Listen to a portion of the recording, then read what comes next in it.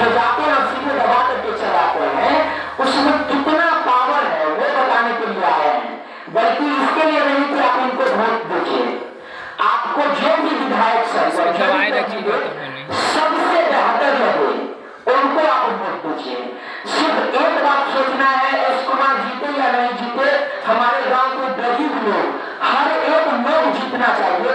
हर एक लोग जीतने का मीनिंग हुआ कि आप सबको जो अधिकार है ये अधिकार आप सबको मिलना चाहिए। तो वीडियो बन रहा मतलब ये विधायक को जिताइए, विधायक बना हरा कलर का चल रहा है जब तक से मुझे वीडियो लड़ाई लड़े। आपके समाज के लोगों को आपके समाज में जितने भी लोग हैं उनके हक अधिकार दिलाए, उन लोगों को इस बात चुनिए। इतने वर्षों तक तो आप लोग ढेर सारे विधायक जी को चुन करके भेजे हैं। इस बार वैसे विधायक जी को वोट दीजिए जो आपके लिए पूरे 5 वर्ष तक हर एक दिन मेहनत करे, हर एक दिन आपके हक की लड़ाई लड़े, तभी जाकर के आपका जो सपना है, आपका जो हक अधिकार है वो जरूर मिलेगा। और ये जन जागरण अभियान है जो मिस्टर एस कुमार सर के द्वारा हर एक पंचायत में जा करके ये चलाई जा रही है। अभी तक टोटल 20 पंचायत में ये सारा कार्यक्रम हो चुके हैं और बाकी का जो पंचायत वहां जाकर के ये वहां के लोगों को समझाते हैं कि आपके एक वोट में कितना ज्यादा पावर है, कितना ज्यादा शक्ति है, आपके एक वोट के बदला में आप सबको क्या क्या मिल सकता है। ये सारा बातें काफी डिटेल से बताएंगे। इनका घोषणा पत्र है जो आप सबको मिलेगा, आप सब लेंगे और इसमें 10 पॉइंट है। एस कुमार सर आएंगे और 42 नगर विधानसभा क्षेत्र को विकसित बनाएंगे। इसका मात्र एक स्लोगन है, एस कुमार सर आएंगे और 42 नगर विधानसभा क्षेत्र को घोषणा कर। देखिए ढेर सारे विधायक जी आएंगे, जो कैंडिडेट आएंगे अलग अलग कैंडिडेट, और आपको ये बताएंगे कि भरना है हमको इस बात ध्यान दीजिएगा, इतनी हमको वोट दीजिएगा। लेकिन ये जो एस कुमार सर है ये संकल्पित होकर आए हैं। आपको मैं बता दूं इनका एजुकेशन ये इंग्लिश से ऑनर्स किया है और अपने गांव समाज में कुछ ही चुनिंदा ऐसे लोग होते हैं जो इंग्लिश ऑनर्स करते हैं, मतलब इंग्लिश में विशेष ज्ञान की जो पढ़ाई होती है ये हमारे एस कुमार सर किए हुए हैं। और यूपीएससी का कैंडिडेट है। यूपीएससी इट मींस भारत का सबसे बड़ा कॉम्पिटिटिव एग्जाम, भारत ही नहीं बल्कि दुनिया का सबसे बड़ा कॉम्पिटिटिव एग्जाम यूपीएससी होता है। उनका ये कैंडिडेट है, अर्थात यूपीएससी का तैयारी किए हुए हैं। और जो यूपीएससी को क्वालिफाई करते हैं वो डीएम साहब बनते हैं। डीएम साहब जिला का मालिक माना जाता है, मतलब जितने भी बड़े लेवल पे कार्यक्रम होगा वो डीएम साहब के आदेशानुसार ही होगा। तो इतने बड़े, इतने ज्यादा पढ़े लिखे लोगों का सपना है कि 42 नगर विधानसभा क्षेत्र के जितने भी गरीब से गरीब लोग हैं उनके सारा हक अधिकार को दिलाया जाए। और इसके लिए ये एक अभियान चालू किए हैं, जन जागृत अभियान, जिनमें ये अलग अलग पंचायत में अलग अलग जगह पे जाकर के और जनता को जागरूक करते हैं। देखिए आप सभी जानते होंगे कि भारत पूरे विश्व का सबसे बड़े लोकतांत्रिक देश है और इस देश में हम सभी का अधिकार है कि हम सब अपने अनुसार अपने नेता को चुने। और भारत जो इतने बड़े लोकतांत्रिक देश है इसमें सबसे ज्यादा पावर, सबसे ज्यादा शक्ति, सबसे ज्यादा एनर्जी एक पद में निहित होता है जिसको हम लोग कहते हैं। तो आप लोग जितने भी लोग हमारा साउंड सुन रहे होंगे या जहां तक हमारा आवाज जा रही है, आप सबसे प्रार्थना है कि बाबा अमर सिंह के स्थान में आपके भावी विधायक पहली बार आए हुए हैं और जनसभा को संबोधित करेंगे और आपके एक वोट में कितना पावर है, कितना शक्ति है, वो आपके भावी विधायक मिस्टर एस कुमार सर, जिनका पूरा नाम है शक्ति कुमार सहनी, एस कुमार सर जिनका पूरा नाम है शक्ति कुमार सहनी, ये आए हैं और आपको बताएंगे कि आपकी एक वोट में कितना शक्ति है, कितना पावर है, वो आपको बताएंगे। तो मैं एक एक करके हर एक पॉइंट को काफी डिटेल से बताता हूँ और आप लोग मेरे बातें को कोऑर्डिनेट कीजिएगा, कोऑर्डिनेट कीजिए, अपने से जोड़ करके देखिएगा क्या आपसे ये बातें मिल रहा है। इनका नई सोच, नया वारिसनगर विधानसभा क्षेत्र, अर्थात नई सोच से ये आए हैं। देखिए आप सब जितने भी बड़े लोग हमारा साथ होंगे, आप लोग मेरे बात को कोऑर्डिनेट कीजिएगा। जब आप हमारे एज में होंगे तो आपके पास भी ढेर सारा जोश, जुनून और साहस होगा। आप सबका भी सपना होगा कि हम जिस जन्मभूमि में रहते हैं, जहां हमारा मातृभूमि है, जहां पे पल भर के हम लोग बड़े हुए हैं, उस मातृभूमि के लिए कुछ इतना बेहतर करें कि हमारी धरती माँ जो है हम सब पे गौरवान्वित महसूस करें। ठीक वैसे ही हमारे मिस्टर एस कुमार सर जो आप सबके भावी विधायक हैं, उनका भी सपना है कि हमारे गांव समाज के लोगों के लिए, हमारे गांव समाज के उन लोगों के लिए जिनको अभी तक जिनके लिए कोई आवाज नहीं उठाते हैं, डेवलप करेगा तो वारिसनगर विधानसभा क्षेत्र बिहार का सबसे विकसित विधानसभा क्षेत्र में से एक होगा। इनके अनुसार क्या क्या काम होना चाहिए, अगर एक विधायक जी करेंगे तो पूरा वारिसनगर विधानसभा क्षेत्र बिहार के सबसे विकसित विधानसभा क्षेत्र में से एक होगा।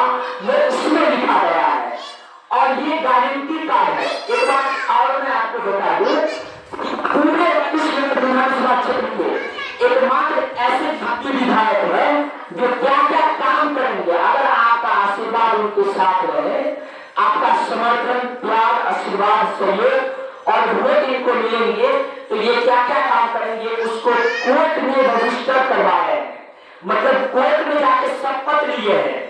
ये अभी तक के इतिहास में पहले बार ऐसे कोई भावी विधायक है जो इतना बड़ा कोर्ट में जाके शपथ लिए, अर्थात ये जो बातें बोल रहे हैं ये काम निश्चित रूप से कर पाएंगे।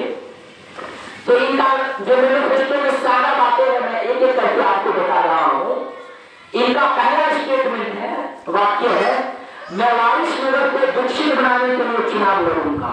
मैं वारिसनगर को विकसित बनाने के लिए चुनाव लड़ूंगा। इसका मीनिंग यह है कि वारिसनगर विधानसभा क्षेत्र में जितने भी टोटल 45 पंचायत, सभी पंचायत के हर एक लोगों को उसका हक अधिकार दिलाने के लिए चुनाव लड़ूंगा। सबसे बड़ी बात है, मैं चुनाव अपने लिए नहीं लड़ूंगा। देखिए ये बहुत पढ़े लिखे हैं और इनके अंदर करीब इनके प्राइवेट स्कूल में 20 से 30 शिक्षक काम करते हैं, अर्थात इनके अंदर रह करके और पढ़ाते हैं। तो 20 से 30 टीचर को ये नौकरी दिए हुए हैं, इतना पढ़े लिखे हैं और इनका काफी अच्छा लाइफ स्टाइल है। तो इनका सब एक वर्ग के लोगों को उनका हक अधिकार है।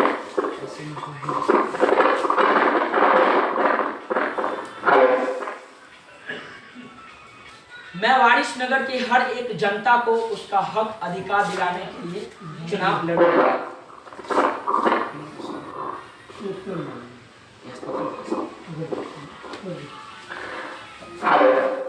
इनका नेक्स्ट स्लोगन है, मैं वारिसनगर की हर एक जनता, जितने भी जनता मालिक आप लोग सुन रहे होंगे, आपके हक अधिकार के लिए लड़ने के लिए आपको भी पता होगा कि आज तक इतने बड़े सभा कभी नहीं हुई थी। आज पहली बार हमारे साउंड को करीब हजारों लोग सुन रहे होंगे।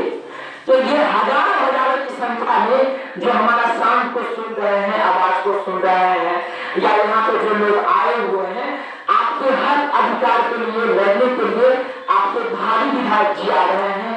इनका कोई सपना नहीं है नेता बनना, ये आप सबके लिए लड़ने के लिए आए हैं और ये बता रहे हैं कि आपका क्या हक है। 10 पॉइंट को बताएंगे, मैं काफी डिटेल से बताऊंगा। पहला पॉइंट है, आप सब जानते होंगे, मैं आप सबसे पूछ रहा हूँ, आप लोग इसका आंसर हाँ या नहीं में जवाब दे सकते हैं। ये बताइए कि अपने गांव समाज में 100 में से 90 से 95 ऐसे लोग हैं जो खेती गृहस्थी करते हैं, या तो उनका खुद का खेती होता है या किसी मालिक से ठेका बदला लेकर के खेती गृहस्थी करते हैं। बात बिल्कुल सही है या नहीं बताइए आप लोग? बिल्कुल सही है। 100 में से 90% लोग खेती गृहस्थी करते हैं। अब किसान को क्या क्या सुविधा मिलना चाहिए, ये सुविधा आती है, अब आप लोग को मिलता है या नहीं ये आप लोग कुछ सोचिएगा। पहला है, सभी किसान को प्रशिक्षण जाते हैं सब्जी का खेती करते हैं। तो आप लोग ये बताइए कि आप लोगों को क्या उसका प्रशिक्षण मिल रही है? आप जाइए, पंजाब और हरियाणा का किसान पूरे भारत का सबसे अमीर किसान होता है।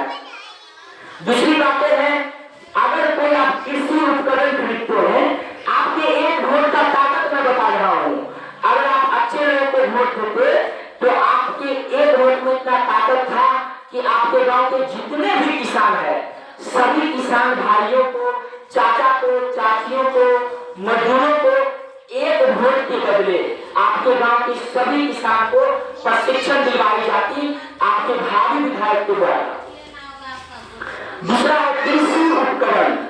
अगर कोई कृषि उपकरण आप खरीदते हैं, जैसे खेती की गति करते होंगे, तो उसमें जिसका हम लोग यूज करते हैं, चाहे ट्रैक्टर खरीदिए, चाहे स्प्रे करने का मशीन खरीदिए।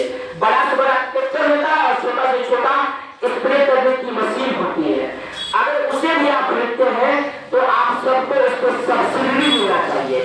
सब्सिडी का मीनिंग समझिए, अगर 100 का सामान खरीदते हैं और 50% का सब्सिडी है तो 50 रुपये समझिए सरकार ने दिया आपको। अगर 1000 का सामान खरीदिएगा तो आपको 500 रुपये सरकार देंगे। लेकिन आप लोगों को अभी तक मिला है या नहीं, आप लोग खुद सोच करके देखिए। हमें जहां तक पता है कि हमारे गांव के ज्यादातर किसान, मजदूर भाइयों एवं बहनों को ये सब सुविधा नहीं मिली है, तो ऐसे लोगों के लिए लड़ने के लिए सब आए हैं। इनका तीसरा पॉइंट है, आप सब ध्यान से सुनिएगा, गांव के जितने भी किसान हैं, सभी किसान भाइयों को नलकूप मिलना चाहिए, अर्थात बोरिंग मिलना चाहिए। अगर आप 20 कट्ठा का खेती, आप सभी ग्रामवासियों से मैं पूछ रहा हूँ कि आप लोग खुद सोचिए, आपके गांव में अभी तक कितने किसान को बोरिंग मिला है? बोरिंग जिसको नलकूप कहते हैं, एक बोरिंग करवाइएगा तो इसके लिए सरकार 40 से 50 हजार रुपया अभी भी देती है। लेकिन दुख की बात यह है कि अपने समाज में ज्यादातर लोगों को ये सुविधा नहीं मिली है। और आपके भावी विधायक जो मिस्टर एस कुमार सर है, वे आएंगे तो आप सबको ये सारा सुविधा दिलाएंगे। आगे है मक्का। आप लोग अभी कुछ दिन पहले मकई बेचे होंगे। मकई कैसे कुंटल बेचे हैं आप लोग खुद सोचिए। मैं आपके गांव से सैकड़ों लोग, आपके गांव के सैकड़ों लोगों से मिला हूँ, करीब 100 लोगों से पता किया हूँ। तो मक्का का रेट अभी जो आप लोग बेचे होंगे 20 रुपया है, अर्थात 2000 में बेचे होंगे। लेकिन मक्का का सरकारी रेट है 2400 रुपया। आप सभी लोग ध्यान से सुनिएगा, मक्का का सरकारी रेट है 2400 रुपया और हम सभी बेचे हैं मात्र 2000 में। तो एक किसान को 1 क्विंटल पे 400 का घाटा हो रहा है। चाचा जी बात सही है कि नहीं है? एक किसान को 400 का घाटा हो रहा है 1 क्विंटल पे। अगर आप 10 क्विंटल बेचे होंगे तो 4000 का घाटा हो रहा है। आप सोचिए, 4000 का अगर नमक खरीदिएगा तो कितना साल खाइएगा?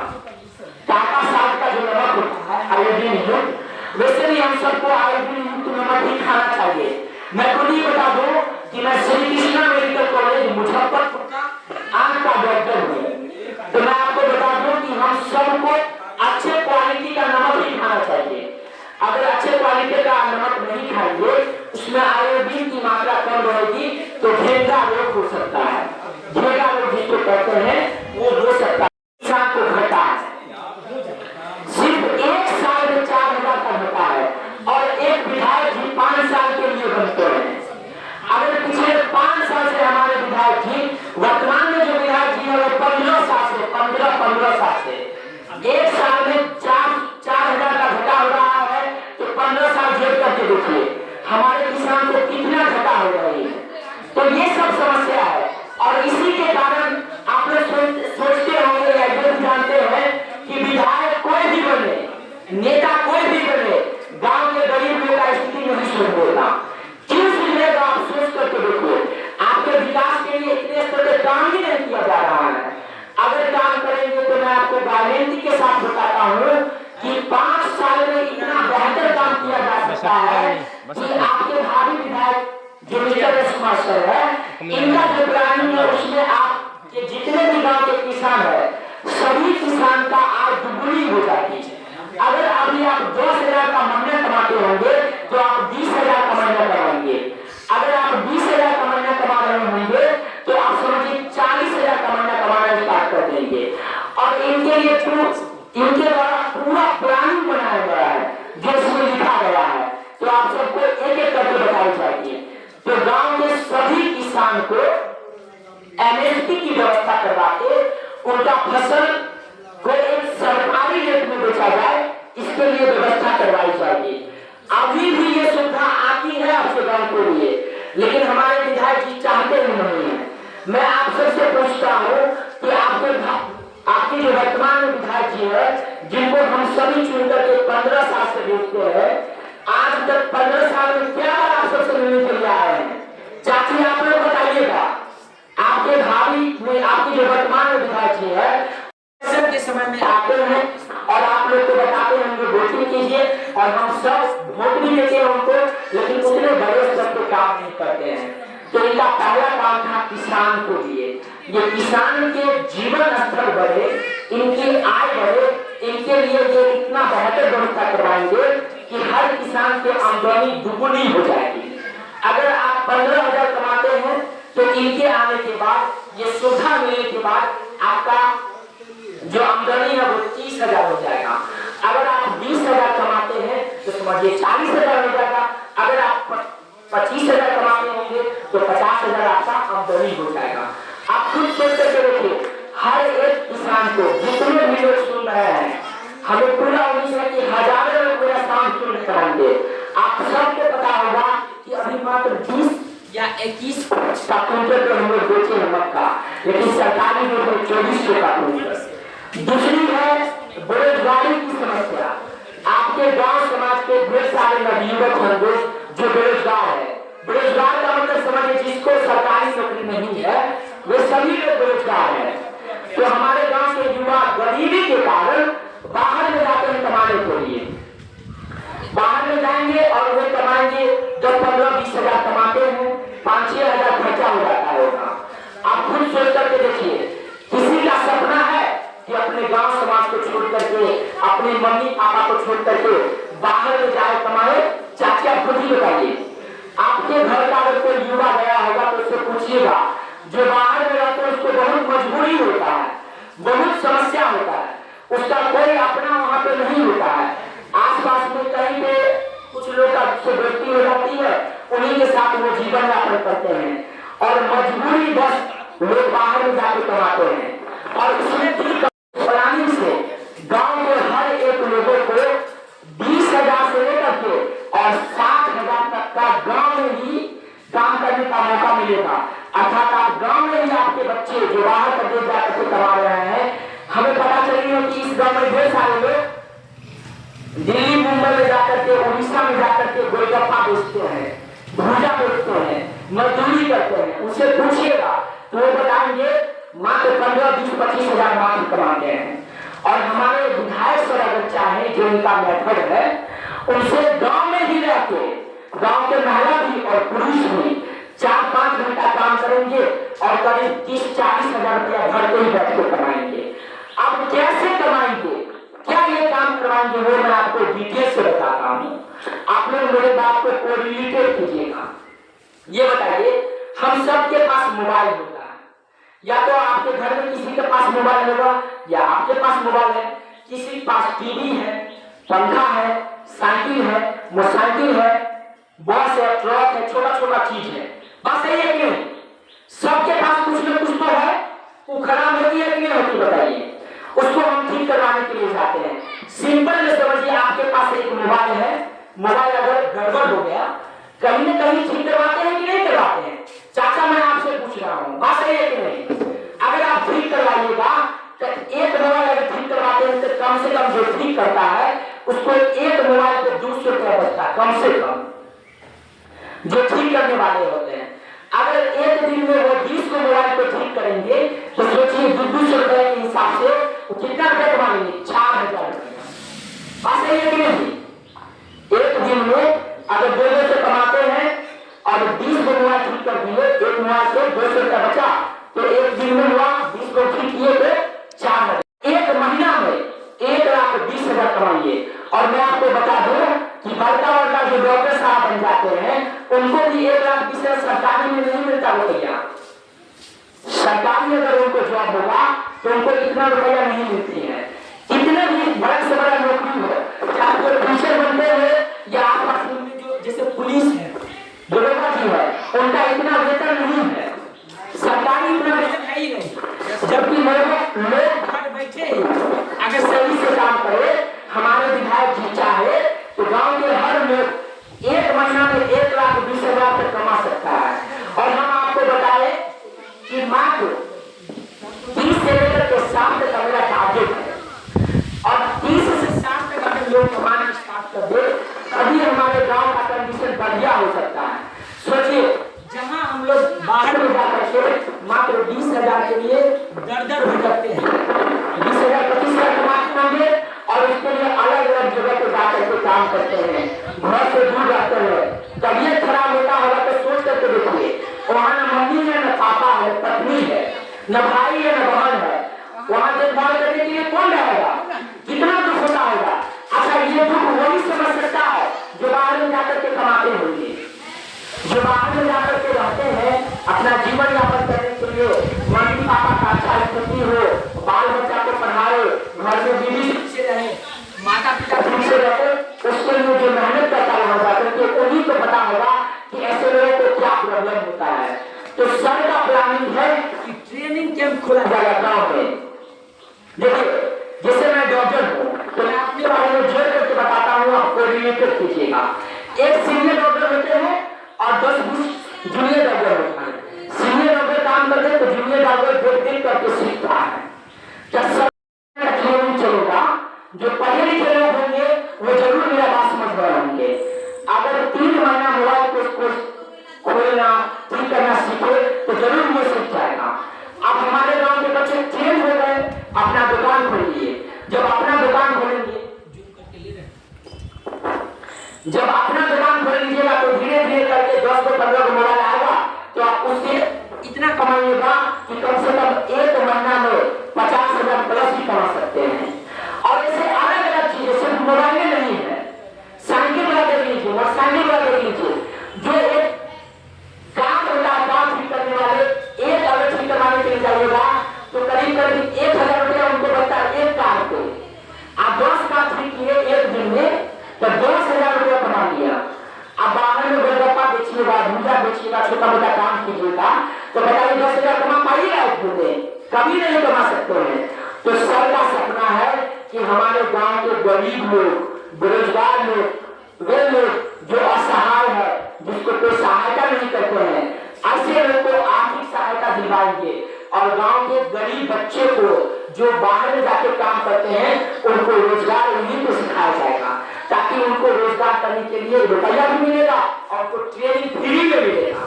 देखिए, अब इतना रुपया सर लाएंगे कहां से, ये भी बात बता देते हैं। एक विधायक जी को 1 साल में हमारे गांव के विकास के लिए, हमारे एरिया के विकास के लिए कम से कम 4 करोड़ रुपया मिलता है। 4 करोड़ को का मतलब समझिए 400 लाख रुपया 1 साल में हम सभी के विकास के लिए, हमारे गांव समाज के विकास के लिए हमारे विधायक जी को 1 साल में 4 करोड़ अर्थात 400 लाख रुपया मिलता है। सोचिए, तो इतना पॉइंट समझिएगा। महिलाओं को आत्मनिर्भर बनाने के लिए न्यूनतम ब्याज दर पर ऋण दिलवाई जाएगी।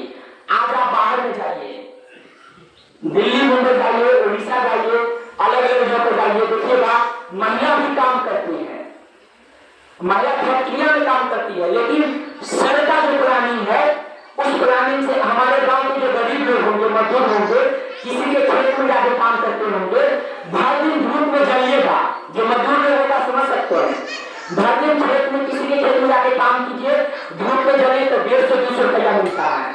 बात सही है कि नहीं चाचा जी, आप बताइए। भर दिन काम कीजिए, इतना धूप है, अभी खून जलेगा, पसीना बन के निकले हुए, पूरा शरीर मतलब ये दुर्दशा हो जाती है। जो काम करते होंगे उनसे पूछिएगा, आप तो मात्र भर दिन काम कीजिए तो आपको 200 रुपया मिलेगा। लेकिन सर का जो प्लानिंग है कि गांव के गरीब लोगों को उसके घर में मतलब घर में बैठिए काम कीजिए और कम से कम 1000 रुपये कमाइएगा। और ऐसा बनके बिजनेस है, आप गूगल पे सर्च कीजिए तो आपको पता चलेगा।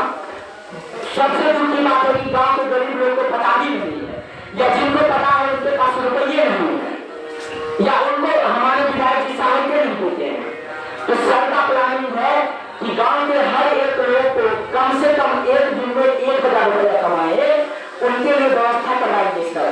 इनका तीसरा प्लानिंग है। चौथा है, अब मैं आपसे पूछा सभी लोग जितने हजारों की संख्या में मेरा शांत सुन रहे हैं, ये बताइए आपका अगर राशन कार्ड में नाम नहीं जुड़वाया गया होगा तो राशन कार्ड में नाम जुड़वाने जाते हैं तो कम से कम 1000 से लेकर के 1500 2000 रुपया लिया जाता है एक आदमी से। बात सही है कि हम लोगों से मिल रहे हैं, तो हमको पता है कि कौन गांव में हमारे गांव की क्या क्या समस्या है। आप सोचिए, जो काम सरकार के द्वारा फ्री में करवाई जाती है उस काम के लिए अगर आप वहां पे जाइए सरकारी कार्यालयों में, जैसे आप अपना प्रखंड में जाइए, ब्लॉक में जाइएगा, जहाँ पे नाम जुड़ती है तो गांव के गरीब लोगों से 1500 रुपया मिल जाती है।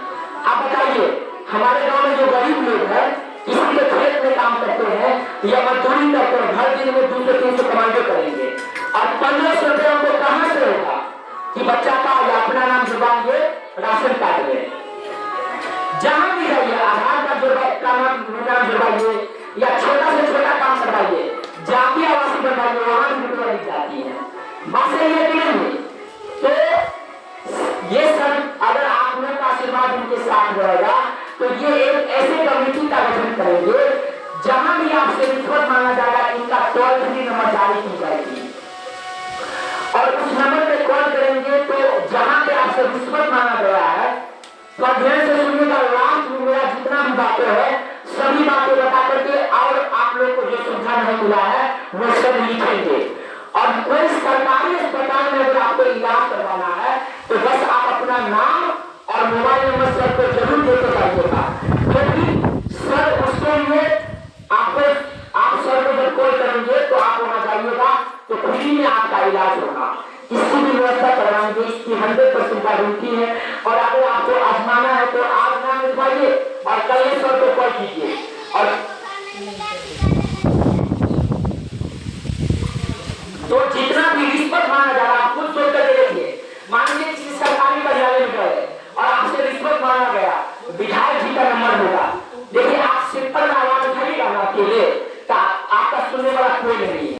और यदि ये एक बार चाहिए तो पदाधिकारी को सस्पेंड होना पड़ सकता है। कलम में इतना पावर होता है कि एक बार अगर कलम चला दिए ना तो उनको सस्पेंड होना पड़ सकता है। सोचिए किसी कार्यालय में आपसे रिश्वत मांगा गया हो और वहां के 2 लोगों को सस्पेंड कर दिया गया हो तो तीसरा मांगेगा आपसे रिश्वत? कभी नहीं मांगेगा। देखिए सरकार को पूर्ण से रिश्वत खत्म नहीं होगी, आप जानते होंगे, लेकिन यह भी बात सच्चाई है कि अगर विधायक जी चाहे तो रिश्वतखोरी कम जरूर होगा। अगर किसी सरकारी कार्यालय में 2 सरकारी जो पदाधिकारी है उनके पद से उनको बर्खास्त किया जाएगा तो तीसरा अपने आप घूस मांगने से डरेगा। आज खुलेआम आपसे घूस मांगा जा रहा होगा, राशन कार्ड में नाम जुड़वाने जाइए 1500 पहले दीजिए, आप गरीब आदमी को 1500 होगा।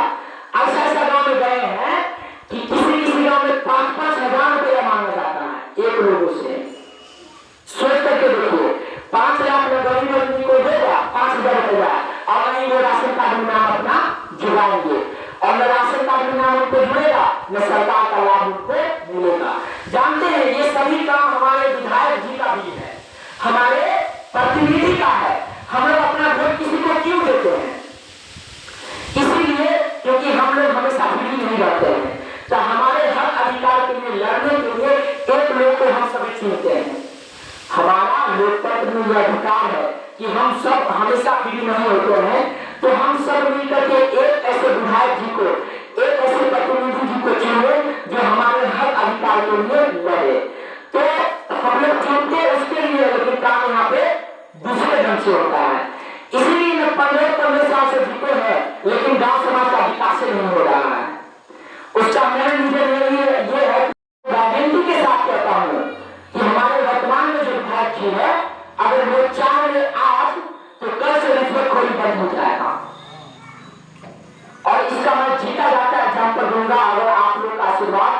हमारे सर के साथ रहेगा। ढेर सारी जगह पे एकत्रित होकर लोग सहयोग कर रहे हैं। तो आप लोग भी, अगर आप लोग का आशीर्वाद उनके साथ रहा तो मैं आपको गारंटी देता हूँ कि अगले 5 वर्ष में आपका जो सपना होगा वो जरूर साकार हो जाएगी। आपका जो हक है वो जरूर आप सबको मिलेगा। आपका जो आप लोग को लग रहा होगा कि रिश्वतखोरी कभी नहीं होगा, वो गारंटी के साथ बताता है कि खत्म होगी। अगर चाहेंगे तो कोई भगवान तो है नहीं, बताइए जो भ्रष्ट पदाधिकारी है भगवान है क्या? नहीं, वे सभी लोकतांत्रिक देश जो हमारा भारत है उसका सिस्टम का एक अंग है। और उससे भी बड़े बड़े पदाधिकारी हैं, उससे भी बड़े बड़े पावर के लोग हैं। अगर वो चाहे तो अपने नीचे वाले लोगों को रिश्वत कभी नहीं देंगे, तो रिश्वतखोरी खत्म होगी। उसके बाद में अस्पताल देखिए, हमारे या आपके आसपास में जाइएगा सरकारी अस्पताल में, जैसे बच्चा का डिलीवरी जब होता है, डिलीवरी पेशेंट महिला लोग, आप लोग समझ रहे होंगे, क्योंकि मैं खुद ही डॉक्टर हूँ तो मैं देखता हूँ प्रत्येक दिन किस तरह से समस्या होता है। आप जाइए सरकारी अस्पताल में इलाज करवाने के लिए तो 1-2 रुपया का टिकट करवाइएगा और डॉक्टर साहब से मिलिएगा। जितना ज्यादा सुविधा आपको मिलना चाहिए उतना ज्यादा सुविधा वहाँ नहीं मिल पाती है। दवा जितना वहाँ आती है वो दवा वहाँ से निकल जाता है, और कौन से कौन दवा आपको मिलेगा बाकी मिलेगा जाकर के प्राइवेट से ले लीजिए। आप प्राइवेट में भी डॉक्टर साहब बताएंगे थोड़ा जगह जाके नहीं होता, वहाँ पे उनको टेस्ट मिलता है। ये बातें आपको कोई नहीं बताएगा, मैं वहाँ खुद ही रहता हूँ, मैं देखता हूँ कि ऐसा सच में होती है। आप जाकर के कभी न कभी गए होंगे जरूर सरकारी अस्पताल में। अच्छा, ज्यादातर लोग 100 में से 90 लोग प्राइवेट में जाते हैं। उसका मेन रीजन यही होता है कि सरकारी में उतने बड़े लोगों को इलाज नहीं हो पाता है, पेशेंट को सही से केयर नहीं होता है, जबकि सरकार बहुत सुविधा देती है।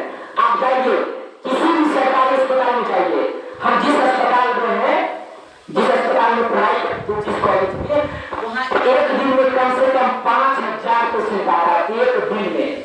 जैसे बगल का DMCH दरभंगा में है, वैसे ही श्री कृष्णा मेडिकल कॉलेज मुजफ्फरपुर में है, और वहाँ एक दिन में 5-5 हजार पेशेंट फ्री में जाके इलाज करवाते हैं। बहुत लोगों को पता भी नहीं है। तो मैं आप सबको बताता हूँ कि अगर आप वहाँ पे जाते हैं तो फ्री में छोटा ऑपरेशन, बड़ा ऑपरेशन, आपका जहाँ एक्सरे करवाना है या किसी को बैंडेज करवाना है, इसमें प्राइवेट में जाइए तो आपसे 5-5, 10-10 हजार, 50-50 हजार रुपया लगती है, और वहां जाएंगे तो फ्री में इलाज होगा। इसमें मेरा नंबर दिया गया है, आप कभी भी वहां जाइए और एक बार हमको कॉल कीजिएगा, आपको सारा सुविधा दिलाया जाएगा। देखिए, सरकार भी चाहता है कि गरीब से गरीब लोग आकर के वहां पे इलाज करवाए, लेकिन ज्यादातर लोगों को पता ही नहीं है। तो जितने भी सरकारी अस्पताल है, सभी अस्पताल हमारे एरिया में जो अस्पताल है, जैसे ब्लॉक में जाते होंगे वहां पे प्रखंड में अस्पताल होता है, जहाँ पे हमारा माताएं एवं बहनें जाती है, डिलीवरी पेशेंट जो होती है वहां पे जाकर के डिलीवरी होगा बच्चे का। तो वहां पे निगरानी टीम बनाया जाएगा विधायक फंड से।